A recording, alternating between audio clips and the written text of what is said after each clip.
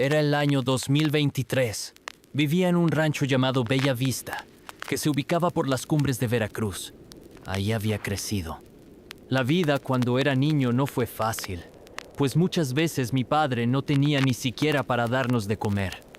Yo tenía 8 hermanos. En ese entonces era normal tener esa cantidad de hijos, aunque ahora ya está mal visto, incluso en mi rancho.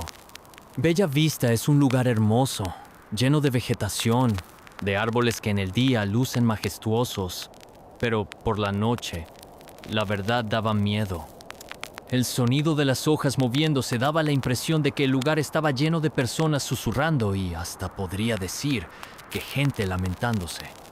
Mi madre murió cuando yo tenía 6 años, porque en aquella época era difícil ir al doctor, pues el hospital quedaba lejos y tampoco era posible comprar todas las medicinas para estar bien. Mi padre ahora nos cuenta que mi mamá dijo que sabía que moriría por ser pobre. Esa época fue muy complicada y triste para mis hermanos y para mí. Tenía 6 hermanos hombres y 2 hermanas mujeres. Mi padre trabajaba y mi abuela Eustolia era quien nos cuidaba. Ella era una mujer muy enojona y la verdad, no nos tenía mucha compasión a pesar de que habíamos perdido a mi madre. De hecho, hasta nos culpaba por su muerte. A veces podía ser muy cruel con nosotros. Mi única felicidad eran mi padre y mis hermanos. Con el que mejor me llevaba era con Beto, quien me llevaba 2 años nada más. La mayor parte del tiempo salíamos a jugar solo él y yo porque las niñas jugaban aparte. Jugábamos solo cuando mi abuela se iba a comprar huevos con la vecina. Mi abuela nos ponía a cuidar a los animales del campo, a ir por el maíz para las tortillas al molino y cosas bastante pesadas para niños de mi edad. A mi hermano Beto le tocaba cuidar los borregos a las 6 de la tarde más o menos y llevarlos a casa más o menos a las 7 de la noche. Lo acompañaba nuestra mascota, Tommy, un pequeño perro mestizo. Era negro, su pelo era liso y era muy travieso. Hubo una época en la que, recuerdo, Beto llegaba a la casa corriendo y gritando. Decía que había visto a una mujer desnuda levitando en el campo, entre los árboles. A mí me daba mucho miedo porque sabía que él no mentía. Era un niño y no tenía por qué hacerlo. Además, llegaba sudando, temblando y muy asustado. Me contaba que, mientras estaba sentado cuidando a los borregos, de repente Tommy, nuestro perrito, comenzaba a aullar y hasta se orinaba del miedo. Entonces, cuando Beto volteaba hacia donde estaba viendo el perro, se daba cuenta de que había una mujer completamente desnuda levitando en medio de los árboles. Decía que la mujer tenía sus ojos puestos sobre él y que tenía la sensación de que, si no corría, esa mujer lo atraparía. Mi abuela lo regañaba y le pegaba con un cable cuando hacía eso, pues decía que no podía dejar a los animales sin vigilancia, porque podrían robárselos. Así que me mandaba a mí, o a alguno de mis hermanos, a ir por los borregos, pero nadie quería ir hacia allá, porque teníamos mucho miedo, no queríamos ver a esa mujer. Entonces decidíamos ir los 5 hermanos hombres por los borregos, para que la abuela no descargara su enojo con nosotros pegándonos también. Cuando llegábamos al lugar no había nada. De hecho, el ambiente se sentía bastante normal, pero ya a las 7 oscurecía y a nadie le gustaba estar lejos de casa cuando eso sucedía. Fueron muchas las ocasiones en que eso sucedió.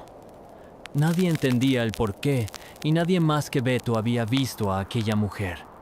Pasaron los años y varias veces se repitió aquel suceso, pero la vida era mejor. Mi padre había conseguido un mejor trabajo y ya nos alcanzaba para nuestras 3 comidas al día, aunque eso significara ver a mi papá cada semana y tener que aguantar los malos tratos de mi abuela Eustolia. Así fueron los próximos 3 años. Todo estaba tranquilo hasta que cumplí 15, cuando todo empeoró. Mi padre se enfermó de gravedad y tuvimos que llevarlo al hospital. Pedimos prestado a un vecino para poder pagar la consulta, pero ahí nos dijeron que debían operarlo si queríamos que se salvara. No sabíamos qué hacer. La operación era sumamente cara y era imposible que consiguiéramos el dinero. Éramos muy pobres. Pasaban los días y no sabíamos qué hacer. Teníamos a mi padre en casa, lo cuidábamos y hacíamos todo lo que podíamos para que no sufriera, pero era una tortura verlo así. Mi abuela trató de juntar dinero con los vecinos, pero lo que recaudaba no alcanzaba para la operación. Además, mi padre era el hombre de la casa, quien trabajaba y solventaba los gastos, así que todo estaba muy mal. Pero un día Beto me dijo que debía ir al campo a resolver unas cosas y la verdad yo no le tomé importancia. Al cabo de unas horas, cuando ya había caído la noche, volvió. Nos dijo que preparáramos a mi padre, que lo llevaríamos al hospital para que, al día siguiente, lo operaran. Todos estábamos sorprendidos y le preguntamos si había conseguido el dinero y dijo que sí, pero cuando le preguntamos de dónde lo había sacado, nos dijo que eso era lo de menos. Preparamos todo y los vecinos, quienes tenían una camioneta muy vieja, nos llevaron al hospital más cercano. No tenía sentido. Como ya había dicho, era casi imposible que Beto hubiera conseguido ese dinero, pues nadie en el pueblo tenía esa cantidad. Seguro mi hermano estaba metido en algo malo. Él me dijo que eso no importaba, que lo importante era que nuestro padre estaría bien.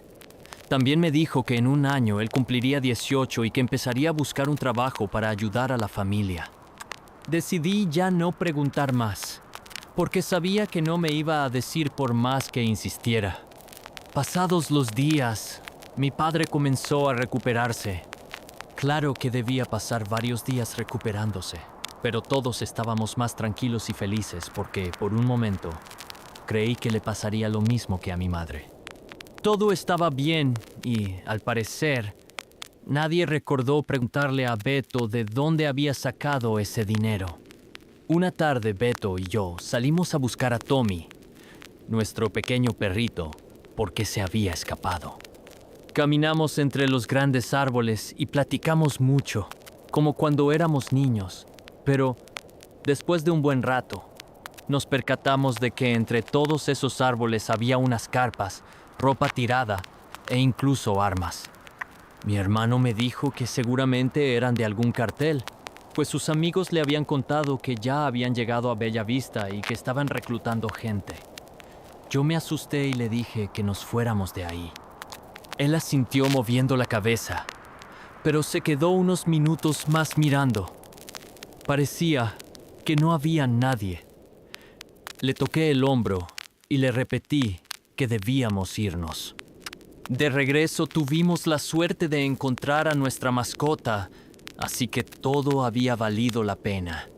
Cada día parecía mejor para nuestra familia después de eso, hasta que un día algo cambió. Me di cuenta de que mi hermano Beto salía cada vez más y llegaba muy tarde. Él decía que era porque estaba buscando trabajo, pero yo lo conocía bien y sabía que había algo más que eso. Una noche, mientras esperaba a Beto, me quedé dormido y en mis sueños lo vi. Estaba frente a frente con esa mujer que describía, esa que veía cuando iba a cuidar a los borregos. Yo nunca la había visto, pero algo en mi sueño me decía que era ella. Pero unos segundos después algo me despertó.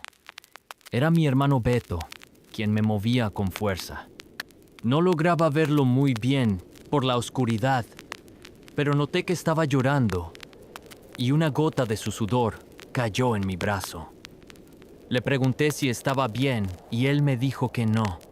Me dijo que saliéramos y que afuera podría contarme. Salimos y nos alumbramos con una vela. Hacía mucho frío. El viento pegaba en la cara y la neblina daba un aspecto terrorífico al campo. Nos sentamos en unos troncos y le pregunté qué estaba pasando. Él me dijo que solo me contaría porque tenía confianza en mí y que sabía que no le diría a nadie. Además, dijo que no podía más. Lo escuché con atención y comenzó a contarme que cuando mi padre había enfermado, tenía mucho miedo de que le pasara lo mismo que a mi madre y que él sabía que no podía soportar estar así, que quería ayudar, encontrar la solución para conseguir el dinero. Me dijo que un amigo suyo que vivía en el pueblo Le dijo que podía pedirle al diablo que lo ayudara y que si le ofrecía algo lo suficientemente jugoso a cambio, el diablo podría ayudarlo. Cuando dijo eso, abrí mis ojos sorprendido y le pregunté si acaso estaba loco. Pero él me interrumpió. Me dijo que como no tenía otra opción, le hizo caso a su amigo y, una noche, pidió al diablo varias veces que lo ayudara, hasta que se quedó dormido y comenzó a soñar con la mujer que levitaba y que lo atormentaba cuando cuidaba a los borregos. En su sueño, esa mujer se acercaba a él y le decía que debía ir a verla al día siguiente al campo para poder cumplirle su petición. Cuando despertó, sabía que debía hacerlo, y más aún cuando vio cómo estaba mi padre. Con miedo fue al lugar donde siempre veía a esa mujer, a la misma hora en la que lo mandaban a cuidar a los borregos, y esperó unos minutos muriéndose de miedo. En el momento en que estaba decidido a irse, escuchó algo entre los árboles y, cuando entrecerró los ojos para ver mejor, se dio cuenta de que era aquella mujer acercándose poco a poco a él. El terror se estaba apoderando de sus piernas y quería huir corriendo de ahí. Pero el deseo de ver bien a nuestro padre pudo más, y aún con lágrimas en sus ojos, se quedó.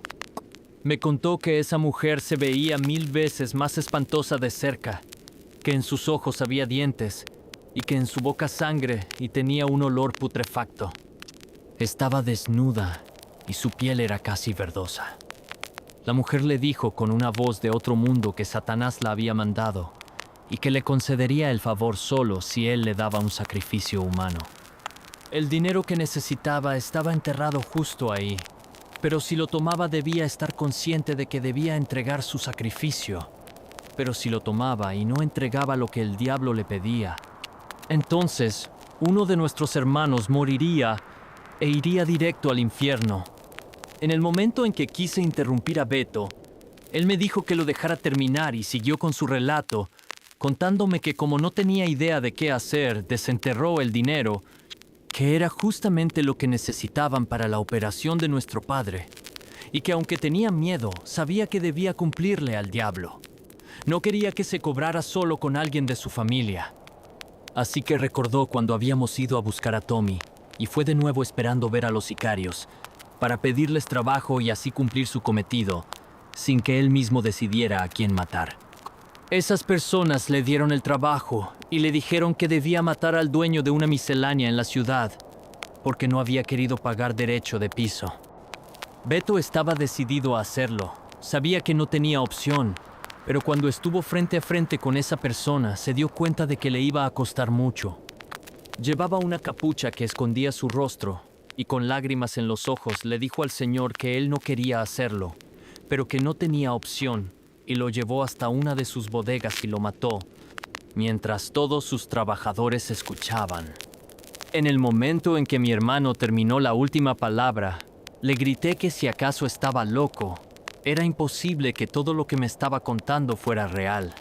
Simplemente no podía creerlo. Mi hermano me abrazó y comenzó a llorar. Me dijo que lo sentía, pero que no tuvo opción. Era la única manera en la que el diablo no se llevaría a alguien de la familia.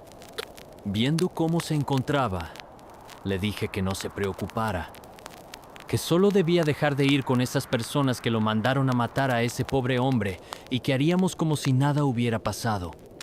Volveríamos a ser la familia feliz de antes. Quizá en el pasado no valorábamos nuestras vidas, pero en ese momento nos dimos cuenta de que, a pesar de ser pobres y de tener una abuela regañona, siempre habíamos sido niños felices. Beto me prometió no volver con aquellos sicarios y estar tranquilo en casa. Yo me encargaría de que nada de eso saliera a la luz. Nos fuimos a dormir después del abrazo y prometimos jamás mencionar nada. Estábamos más tranquilos, pero eso era porque no sabíamos qué pasaría después. Algo que incluso en el presente sigue repercutiendo en nuestras vidas. Fueron 2 semanas de paz. Todo había vuelto a la normalidad. Hasta que un día mi padre mandó a mi hermano a comprar maíz al centro del pueblo. Eran más o menos las 5 de la tarde. Pasó 1 hora y no volvía. Pasaron 2 y nada. luego 4 y fue ahí cuando decidimos ir a buscarlo. Pero cuando llegamos a la tienda del centro nos dijeron que Beto no había estado ahí. Me asusté y comencé a preguntar en los alrededores, pero nada. Mis hermanos, al verme tan preocupado, estaban totalmente confundidos. Me dijeron que me mantuviera tranquilo, que seguro Beto se había ido con algún amigo a jugar fútbol o algo así, pero yo no los escuchaba. Solo pensaba en la mujer levitando en el campo, el pacto que mi hermano había hecho con Satanás y en el cartel que habitaba en Bella Vista.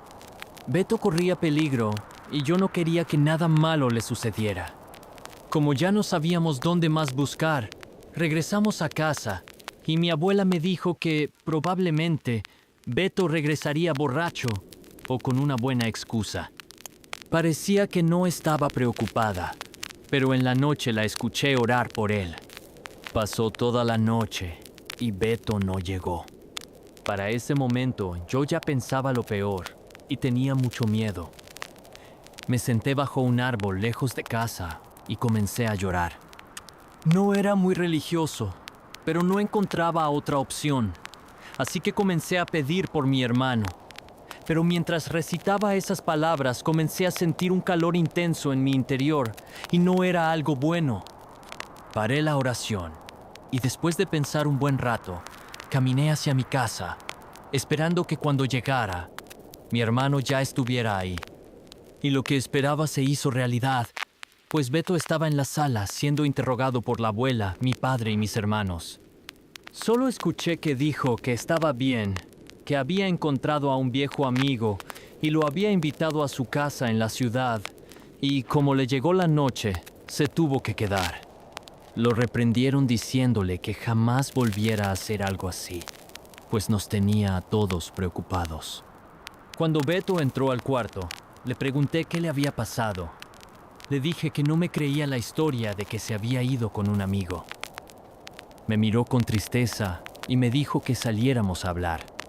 Al llegar a un lugar más tranquilo, me contó que antes de llegar a la tienda del centro, varios hombres encapuchados lo interceptaron, le cubrieron la cara y lo subieron a una camioneta. Ya estando en el destino, comenzaron a golpearlo, pero solo en lugares en donde no se notara, como en el estómago, las piernas y el pecho. Después le cortaron un dedo del pie y luego le pusieron alcohol. Dice que jamás había sentido tanto dolor en su vida. Se quitó el zapato y me mostró su pie. Luego se alzó la playera y estaba todo lleno de moretones. Inevitablemente, comencé a llorar y él me abrazó. Era mi mejor amigo, mi hermano, y me dolía que estuviera pasando por todo eso. Él trató de calmarme. Me dijo que no pasaba nada, que ya estaba resuelto. Me contó que uno de los más pesados del cartel había hablado con él y que le había dicho que no podía simplemente desaparecer y hacer como si nada. Si ya había entrado a ese mundo, solo podría salir muerto. Pude ver su expresión de miedo, de resignación y de tristeza. Esa tarde nos tiramos en el pasto, sabiendo que nada volvería a ser igual. Pasaron los años y mi abuela murió. Ella jamás supo que su nieto era parte de los sicarios del pueblo, y eso era un alivio. Luego yo me vine a vivir a la ciudad y me traje a mi padre. Encontré un trabajo bastante decente en una fábrica de zapatos y mis hermanos igual. Dejamos el pasado en aquel ranchito hermoso que un día nos vio nacer, todos menos Beto. Él se quedó en Bella Vista, compró una casa y nunca sentó cabeza hasta el día de hoy. Tiene hijos por todo el pueblo y sigue trabajando en lo mismo. Siempre que puedo lo visito o me visita y me cuenta cómo le va en el negocio. Y la verdad es que desde hace muchos años sus ojos ya no tienen brillo. Sus labios están secos. Simplemente ya no es el mismo. Pero yo siempre lo voy a querer. Él siempre será mi hermano y entiendo su cambio. Beto no tuvo opción y todo lo hizo por su familia, porque puso a mi padre antes que a él mismo, y eso siempre se lo voy a agradecer. Muchas veces me contó que había vuelto a ver a la mujer levitando cerca de su casa y que temía que algún día fuera por él. Sabía que, Estando en ese mundo, todo era posible. Había ayudado mucho al pueblo, daba despensas, incluso dinero a los más necesitados. Las personas de ahí lo querían mucho y hasta llegaron a nominarlo para ser alcalde del pueblo, pero nunca pasó. Su apodo era Metra y sigue ahí, no tiene opción. ¿Quién diría que ya no le debe nada al diablo, pero sí a un cartel? Y bueno, esa es la historia de mi familia, más específicamente de mi hermano. La pobreza nos quitó a mi madre, pero gracias a él tenemos a mi padre, aunque, como bien es sabido, todos los tratos con el diablo tienen su fecha de caducidad, y tanto Beto como yo sabemos que el día menos pensado este trato se lo van a cobrar más caro, sea el diablo o el cartel. ¿Qué te ha parecido esta historia? Recuerda, no todo lo que escuchas es solo un cuento. A veces, la realidad es más oscura de lo que imaginamos. No olvides suscribirte, darle like y activar la campanita.